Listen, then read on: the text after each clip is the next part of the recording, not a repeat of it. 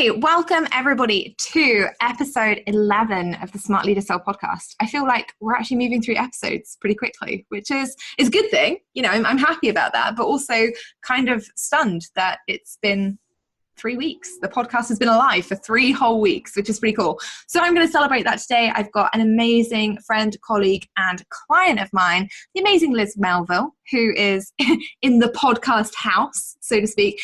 And I'm bringing her on to do one of our famous deep dive training sessions today. Liz has brought an epic question, but we don't just want to hear the question, Liz. We want to know a little bit about you. So tell us, who are you? Thank you, Jess. What a lovely welcome, and I'm really excited to be here with you. Right, so who am I? Question I ask myself quite a lot. I'm an online launch strategist, Jess, and a bit of a Facebook ads geek and Facebook marketing specialist. So I love nothing better than getting stuck into launches and ads and all that good stuff and process that usually turns everyone else cold. But I suppose really what I do is I help women who kind of need an online presence to run their business and to sell. I help them identify who they should be selling to, and really getting laser focused on that and what they should be selling to them. And then how do you get those people, find them and build communities of them, of those perfect clients on Facebook by using Facebook ads, using groups and using good old Facebook marketing. So I guess that's the short description of what I do and who I am. You are literally the Facebook community guru. Yeah, you could say that. Facebook community guru and Facebook ads geek. That's me. Love Facebook and always have.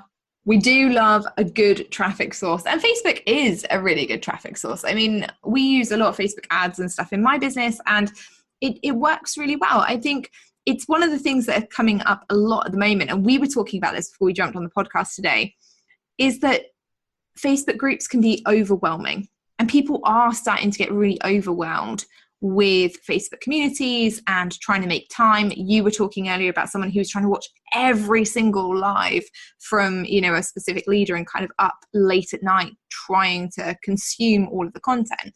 I guess my question to you would be, what do you think people should be doing in terms of when they are building their community on Facebook? What's the best way to, actually interact with people without saturating them with a ton of low quality content? I think it's such a good question, Jess, and it is exactly what we were talking about before we started, because I'm working with a lot of people and I'm speaking to a lot of people who are just going, I don't know where to turn next. I don't know what content I should be consuming. I've chosen quite carefully my groups that I want to be in, part of that community, but there's so much good stuff in there that I'm spending all my time consuming that and I'm getting nothing else done. And you think, well, at what point are communities actually being supportive, or are they creating so much overwhelm that it's destructive almost? So I think, it's when you're building your own communities is being cognizant of that. And it's something that I'm very carefully looking at with my own community now to say, well, okay, I think we need to, as moderators, as leaders in that group, to control the level of content that is put out and what kind of content. So I'm a big advocate that Facebook Lives are hugely important for getting visible on Facebook and building community and being seen as who you are. But when you put that into a group and there's lots of it, other people find that hugely overwhelming because it takes you 20 minutes to watch a Facebook Live. That's a lot of time out of your business. You could actually do a lot in that. I could set up a landing page in 20 minutes and that would be much more productive for me than perhaps watching a Facebook Live. But we don't know how to filter out what we should and shouldn't watch. So we end up watching everything and getting nowhere fast. So I think as leaders in our own groups, we have that responsibility to help filter out that noise for our community and make sure that it is just good, valuable, quality content that goes in there, but it's not overwhelming. Yeah, I love that. And I think it's a really important discussion to have online. I mean, I think it's one of those things that when we look at the content that we're putting out as leaders, yeah, we absolutely need to make sure that it's easy to consume. But more importantly, we also need to make sure that it's actionable and that we focus on action in communities and getting people to do things. For example, the point of this podcast is that people can listen in and get a deep dive training that they can apply. If you're listening to the podcast because you love the sound of my voice, Thank you. I'm like, I just very much appreciate that. So thanks for all the notes that have said that. But also, you should be going away and implementing the stuff that we're talking about. The point of doing the laser coaching sessions on the Fridays is so that if you are having the same questions as some of the people that we're featuring, you can get the answers. You can go away, apply them to your business and see the changes. Ultimately, that's why leaders are putting content out there. So I love that. I love that you are spreading the word on the old Facebook leadership stage. Definitely trying my best. Absolutely. But I think it's exactly what you said, Jess. It's got to be actionable. And, in the online space, particularly, probably about 90% of the free content we consume, we don't take action on. No. But if we spend all that time listening to it and consuming it, and then we don't put it into place, well, what the heck were we doing? It's such a waste of time. So I think we all do need to take a long, hard look at what we are consuming and focusing on our time. But I think, as we said, in our communities, we need to help people with that, I think. Yeah, absolutely. And if you are, and I am a consumer, I am somebody who will go out and listen to every Facebook Live and every podcast that I can get my hands on that teaches me a specific skill that I need to work on. If you are a consumer and not an implementer, that needs to stop right now. You need to actually take some responsibility for implementing. Leaders absolutely need to watch their content, but consumers, you need to make sure that you're actually doing the work. So on that note, Liz has brought an epic question, which I'm actually very, very excited about today. It's one of the few questions I've had a sneak peek of because we were talking about it just before we started. So Liz, take it away. What is your question for today? Okay, so my question, Jess, is what advice would you give to someone who's kind of in the space where they're saying, I want to make sales. I've either just started my business or I'm in a place where I need to kickstart something. I want to make sales, but I haven't got an email list. I haven't got a big social following. I can't really afford Facebook ads because I'm in that cycle of got no cash flow. I need to get some sales. Where do I start? What do I do? Because, typically you want to go to your list or go to people, but if you haven't got that, what do you do? And I suppose I'm in a lovely position that I have got a list and I can, I love Facebook ads and I'll go and run those if I need to. But I know for a lot of us, we're not. So what would you say to that person? Yeah, totally. I think it's a really interesting question. And I think there incidentally, if anyone wants a deep dive into generating immediate cash, one of the Monday podcast episodes, I think it was episode 4, is all about that. So you can literally whiz to episode 4 after you've listened to this one, because yes, obviously you're going to want to hear the answer here too. But you can whiz over to episode 4 and check that out. And that's all about the 3 ways that I use, or the 3 strategies I use in my business to generate immediate cash. If you don't have a list or you don't have an audience, it's going to be harder, right? Let's be honest. It's not going to be easy to generate immediate cash in your business, because in order to generate money in your business, you do need an audience of some kind. Now, it doesn't need to be a huge audience. And I think that's the myth that we perhaps need to dispel here, is that building or selling needs 100,000 people in your Facebook group. And I see a lot of people who come to me and they go, oh, Jess, I don't have an email list. And I'm like, oh, you don't have any people on your email list? And they're like, oh, I have 20, but that isn't enough. And it's like, well, are you saying that those 20 people aren't good enough for you to sell to? That because there's only 20 of them, they're less valuable than perhaps somebody who has 10,000 people on their email list. And when you look at it like that, you go, oh, of course not. They're still people. They still have money. They still have a problem that they've indicated they want me to solve. Of course, I should be selling to them. So I think the first thing you really need to do is go, actually, do I have any kind of audience? Do I have anybody that follows me on social media? Whether that's Instagram, whether it's Facebook followers, whether it's you have 10 people in your Facebook group, 20 people on your email list, whatever that looks like. Because it really isn't about, although sales is a numbers game, you don't have to have the biggest audience to generate the most revenue. Okay, so that's the first thing. Assess what you actually already have. Any followers, even if it's just 10, you can still make money. Now, the second thing you need to look at is when you're putting out an offer to these people, you need to make sure that your offer is congruent with your own financial goals. So stop creating offers that are $10 a pop is the simple answer, right? Everyone comes to me and they're like, Jess, how can I make a ton of money? And I'm like, well, you've got two options. You can get a ton of people looking at your offer, and you can have a really low priced offer and you'll make a ton of money. Or you can have a smaller amount of people and you can charge a premium price for your offer and you can make a ton of money. Now, you can also do it in the middle, right? You can have some low-end offers, some high-end offers, medium-sized communities and things. But in this case, if we're looking at people who don't necessarily have huge email lists, followings, communities, you need to be producing a premium-priced offer. Okay, so it does need to be $1,000 plus. Because if it isn't, and you're charging, let's say, $30, and you get 10 people buying it, that's $300 a month. That's not going to make your bank manager massively happy unless he's massively different to mine. I mean, if I walked into mine and tried to pay my mortgage on glitter and unicorn dust, he'd probably be a bit like, hey, thanks, Jess, not today. Where's the real money, please? And I'd have to like magic it out of thin air, right? I love that, glitter and unicorn dust. I can see myself walking in and just being like, hey, is the manager here? I'd like to pay my mortgage today. And they'd be like, oh, really? I'm like, yes, I have this big old bag of glitter right here. And if you could just accept that, that would be lovely. Thank you. Just leave. Not so much. Yeah, they'd be like, okay, well, that's really funny, but also where's the actual cash?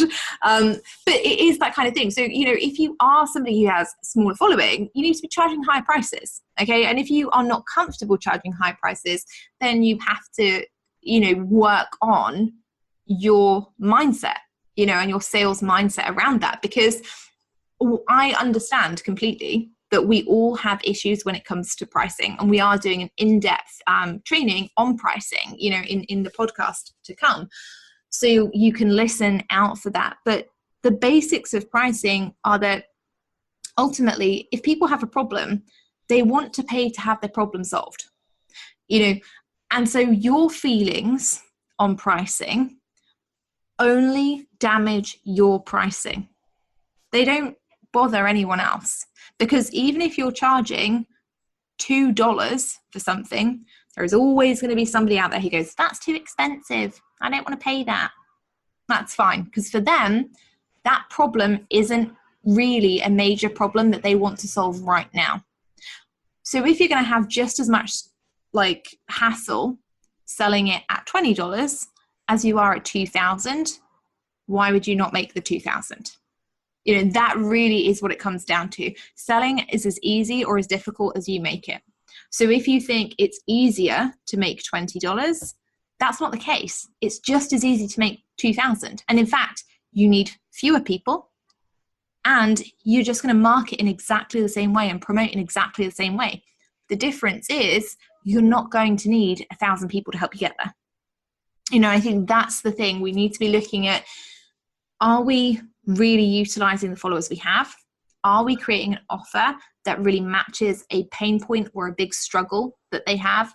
Are we pricing it congruently with our own financial goals and making sure that it hits those? And then the final part of that is, are we actually selling? Because a lot of people do this where they go, oh, I've got a really small community, so I don't want to sell. I just want to give them value all of the time.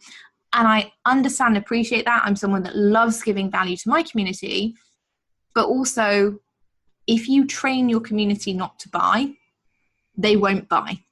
You know, their minds are not going to automatically tune in with yours and, you know, have some kind of download that you secretly want them to pay you for things.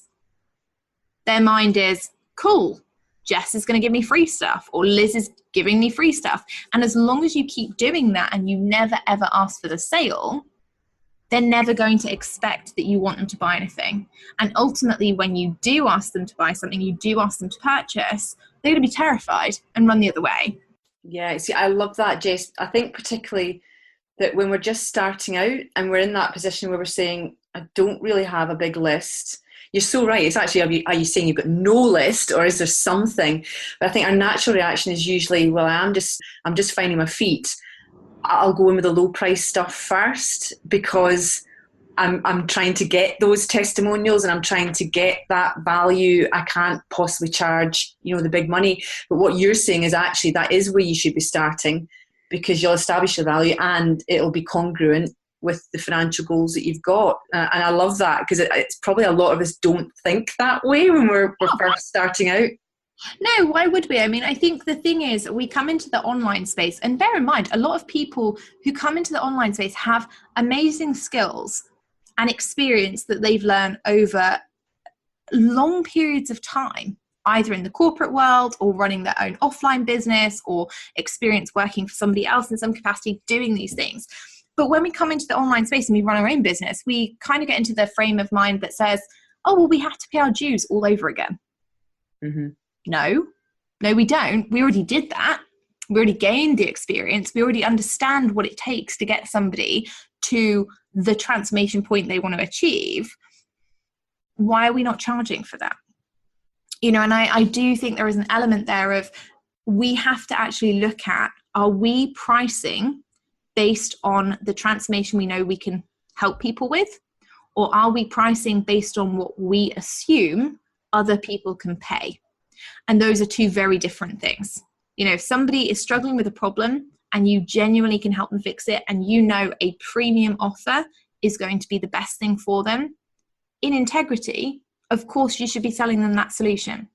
Because if you don't, if you sell them a half-baked ebook at $10 a go, and it's not going to help them solve that major problem, it'll get them started, but it's not going to help them solve the problem, but you want to sell that because it's cheaper, you just did your client a disservice, because they aren't going to get the transformation that they want. And ultimately, they're not going to consume that content and do everything that they could have done with you in order to hit their goal. So it does come down to, sometimes selling premium means that actually you are helping and you are serving your clients at a higher level. And yeah, that can be overwhelming and it can be slightly scary.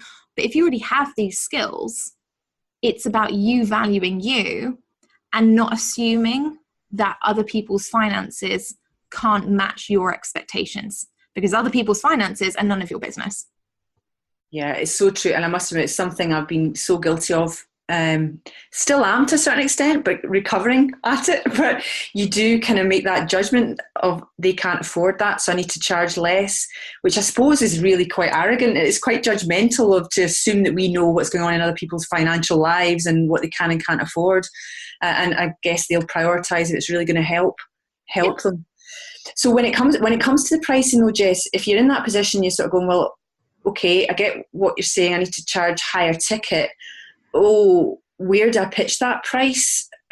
What would you say to someone like that that's kind of struggling to know where to put that price point, taking into account that they're just starting out? I think you have to price based on transformation rather than price based on the time it's going to take you to complete the work or the amount of hours that you're going to have to spend on the phone with that person. Mm-hmm. So I always look at the transformation process itself, and there are lots of other sales gurus who've done this and who do this. So please, if you've listened to any kind of pricing information by Frank Kern or Russ Ruffino, anybody like that, you will know that they all give similar advice on this. And I'm a firm advocate of pricing by transformation as well. So what you want to be doing is looking at, what is the transformation that this person actually wants? So let's say this person wants to run a marathon. Okay, I wanted to run a marathon. I just didn't get into London Marathon, FYI. I just got my thing the other day. I talked about it on the last episode where I was like, I'm still waiting, but it came through and I was rejected. So London Marathon, thanks for that. You rejected me. I was very sad, sort of. Then realised I wouldn't have to run 26 miles. So all good. I was like, it's actually great news when I think about it. But say you're taking someone like me who basically had never really run before, done a couple of races, but nothing huge, and they want to run a marathon. That transformation is pretty big. And, for me, I knew that I was not going to get up on a Sunday and be like, yeah, sure, I'm just going to run 10 miles. Because if I would have done that on my own, I wouldn't have been looking for help in the first place. So the fact that I was ultimately out there looking for somebody to help teach me how to run those distances and how it's going to happen, I knew that an app on my phone wasn't going to cut it. It could beep all it wanted and I can turn it off. If I hire a personal trainer, which is what I did, I knew that if I was paying somebody that amount of money, that I would actually be committed. I'd be committed to turning up. I'd be committed to actually doing the work and achieving the goal. B, I knew that if I hired an actual person, I couldn't turn them off. I couldn't hit the snooze button on a person. And for me, that actually made a huge difference. So when you're looking at the transformation, you need to be looking at the actual goal that they want to achieve, the accountability that they're going to need to hit the goal. So i.e., how often are you going to have to show up and give them self-belief and confidence that they can actually do it? How are you going to motivate them when they're tired, when they're frustrated, angry, and don't want to carry on? And ultimately, how much is that whole transformation worth? So transformation, initial goal achieved, plus accountability, plus the difference that that's going to make in their life longer term. Now, obviously, if you apply that to health, wealth, relationships, which are ultimately the biggest draws of our life, your transformation is always going to be priceless. You're never going to be able to say, oh, well, I think that's probably worth $3,000. You're going to go, well, if somebody is ultimately fitter, healthier, they can run a marathon, they implement a long-term exercise regime, they lose weight, they start making new friends who are also really sporty and fun and go to the gym, it makes their life better, they have less arguments, all this kind of stuff. You're never going to be able to put a direct price point on that. What you are going to be able to do, however, is to sit there and say, what feels good for me to charge? What feels good for me to charge, knowing the return on investment that person is going to get in a certain area of their life or business based on that transformation. Does that make sense?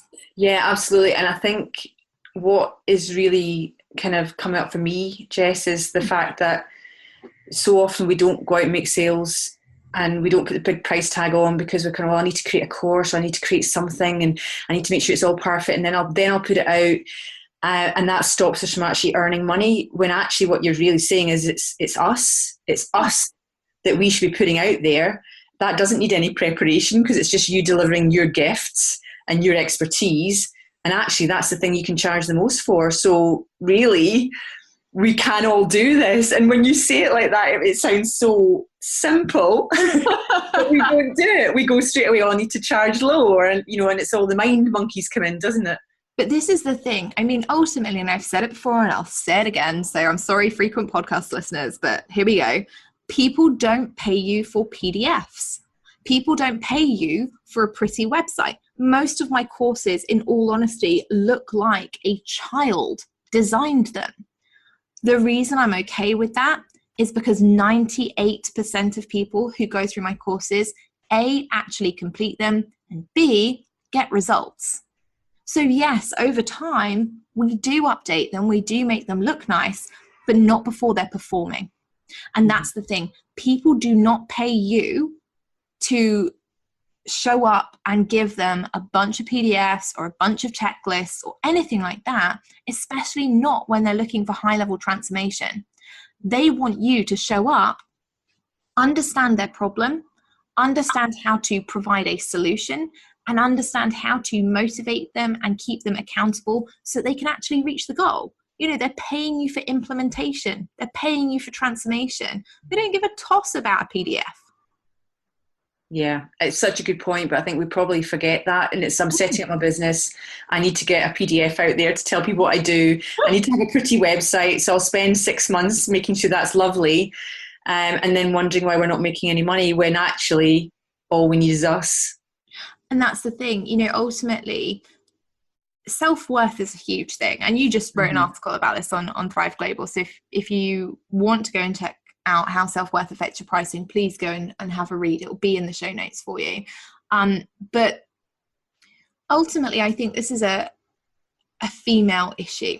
I don't see many men who worry about their pricing as much. Men tend to worry about pricing in the sense of, what are my competitors charging?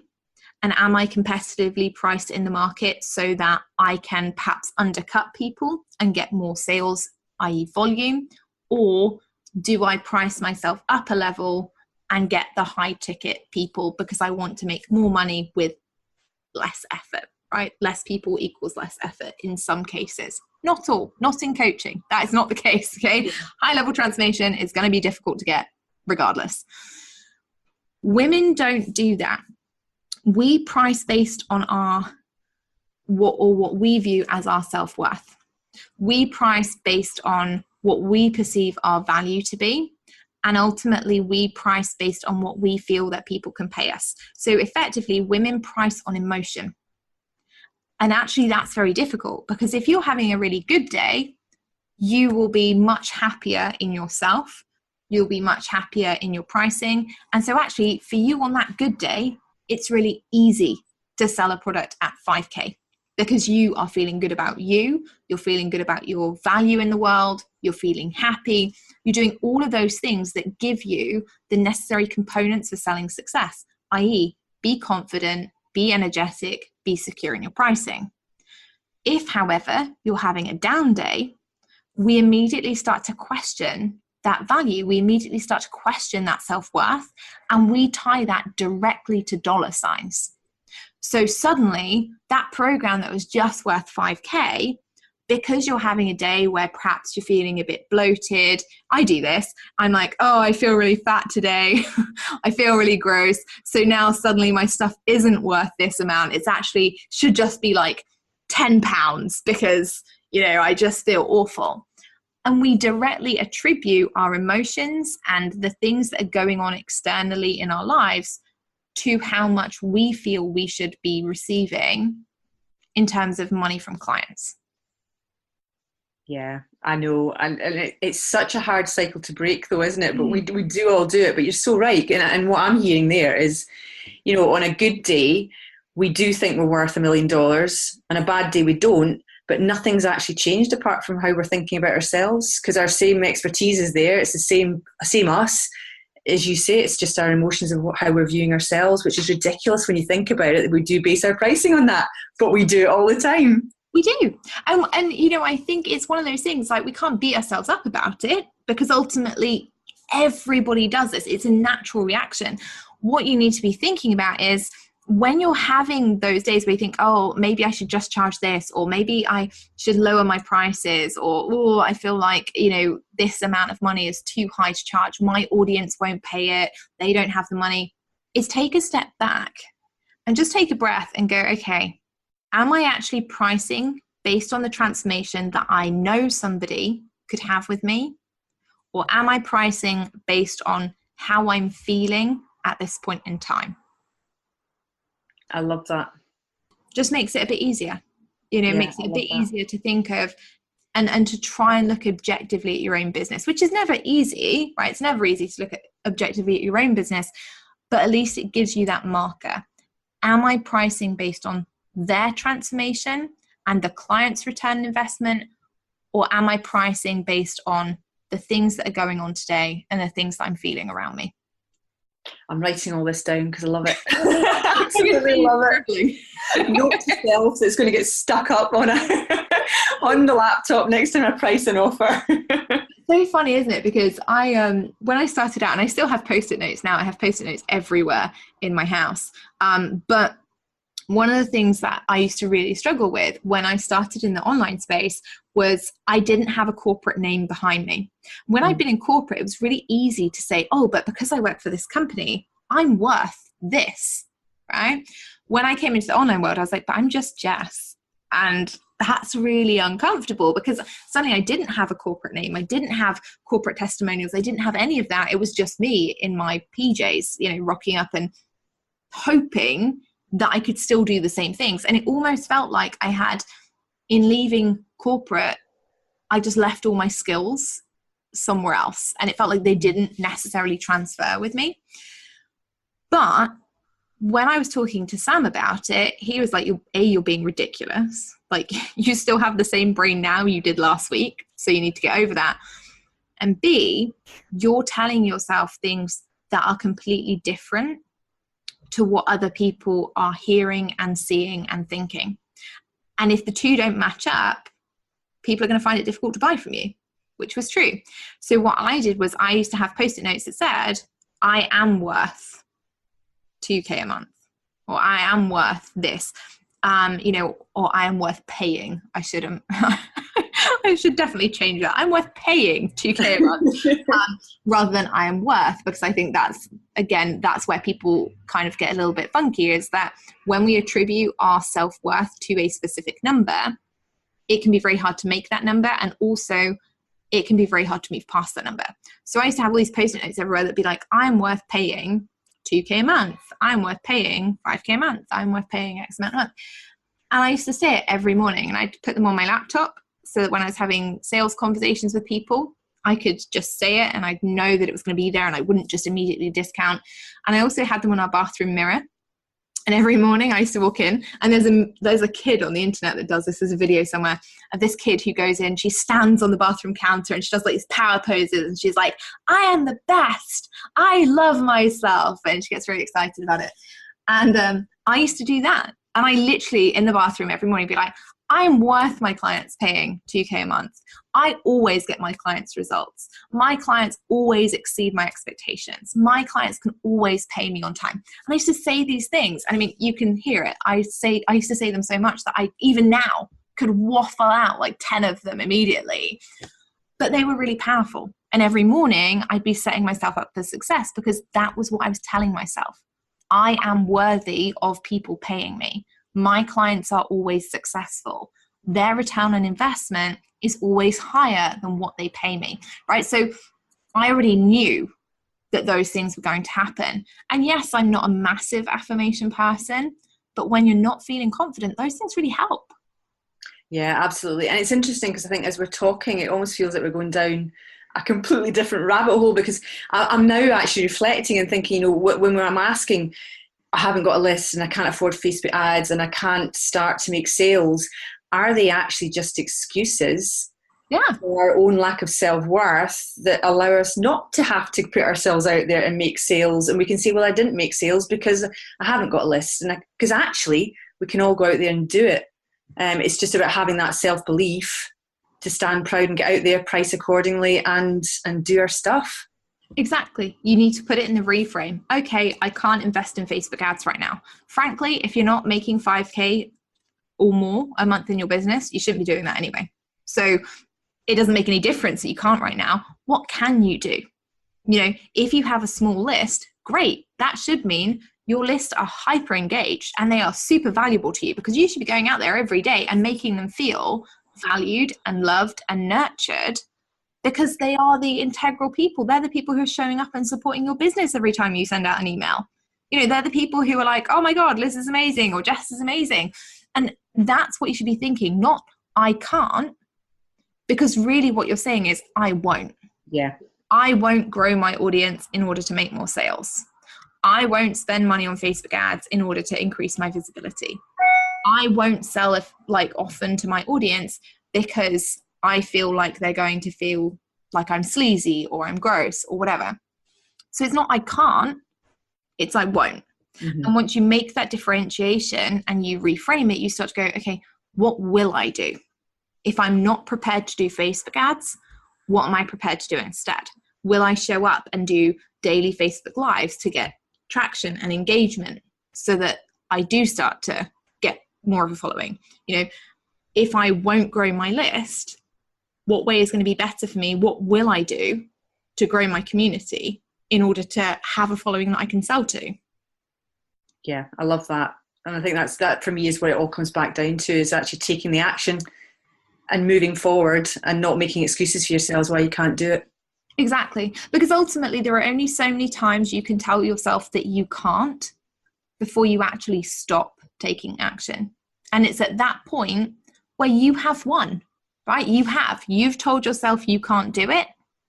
Now you can't. Now you won't. Now you're not. Whereas if you reframe it and you go, okay, maybe I don't have the budget for some of these things. Maybe there are elements of this that aren't possible for me right now, but there is something. Because let's face it, back in the day where we didn't have social media, when we didn't have Facebook, when we didn't even have the internet, people like Richard Branson were making money. People like Alan Sugar were making money, and they weren't hanging around going, oh, well, I wish there was this crazy thing called Facebook that I could just plow a ton of money into and that money would just come back to me with, right? They were cold calling. They were networking. They were going out and selling all of the time. We have it so much easier now in terms of technology that actually it makes the mind monkeys worse because we have it. It's so accessible. It's so frequent. We could literally pick up a Facebook account tomorrow and start selling if we really wanted to.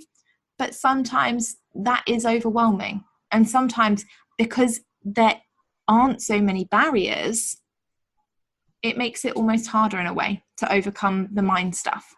But really, if you want to sell, it doesn't matter whether you have a list. It doesn't matter whether you have a Facebook group. It doesn't matter whether you have 0 followers in any form. You absolutely can sell. You just need to find what you're willing to do, and you actually need to go out and do it. I love that. I feel like we've had such an amazing discussion in all this, and really what it comes down to is the answer to my question is you just need to decide to do it. Yeah, do the work, as always, right? As always. Do the work, guys. No getting away from it. But seriously, Liz, if people are looking to magically get all of these good, ideal client and traffic sources into their lives, where can they find you? They can find me hanging out in my Facebook group. That's where I love to chat to people and give them my support. So that's at Women Rocking Online on Facebook. You can get that at bit.ly/Women Rocking Online. Or you can just drop me an email, liz@lizmelville.com. Love to hear from you. There we go. So if you are planning on rocking Facebook groups, Facebook communities, Facebook ads, hop on over, give Liz a shout and ask her for her top tips. And obviously, if you have enjoyed the conversation with me and Liz today, which, let's face it, was hilarious and also amazing, so you should have, please leave us a review. Tell us what you thought and share it, obviously, with your friends. And join us back on Monday. We're going to be here on Monday talking about something super, super juicy. So please come back on Monday, give us a listen, and we'll see you in the next episode.